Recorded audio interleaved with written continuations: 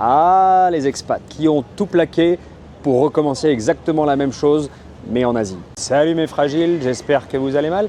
Aujourd'hui, j'ai reçu un message de Jean-Pierre, 54 ans, originaire de Limoges, collectionneur de capsules de bouteilles de bière sans alcool, car comme il le dit lui-même, il est abstinent, sauf pour le pastis, car comme il le précise, c'est que des plantes, ça peut pas faire de mal. Jean-Pierre me dit aussi que depuis 15 ans, il est expatrié à Shanghai et que malheureusement, il a le mal du pays. Ah, les expats, ces aventuriers des temps modernes qui ont tout plaqué pour recommencer exactement la même chose, mais en Asie.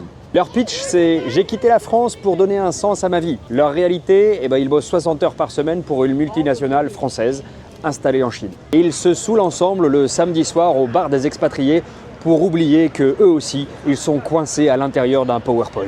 Ici, ils appellent ça l'ouverture culturelle, mais en réalité, ils vivent entre eux, ils mangent entre eux, ils sortent entre eux, et bien évidemment, ils se plaignent entre eux de la France qu'ils ont fui. C'est fascinant, ils ont traversé la planète pour fuir le vide et ont juste fait changer de fuseau horaire à leur mal-être. Mais alors attention, maintenant ils méditent, ils font du yoga sur des rooftops. Et bien évidemment, ils t'expliquent que tout est énergie. Oui, enfin, surtout la leur, qui a été perdue à chercher du sens à l'intérieur de smoothies au charbon actif. Le vrai sens, Jean-Pierre, mon fragile, c'est pas à Shanghai que tu vas le trouver. Le vrai sens, c'est le jour où tu arrêtes de penser qu'en changeant de décor, tu vas changer ton cerveau. Non, ne me remercie pas, je suis là pour ça.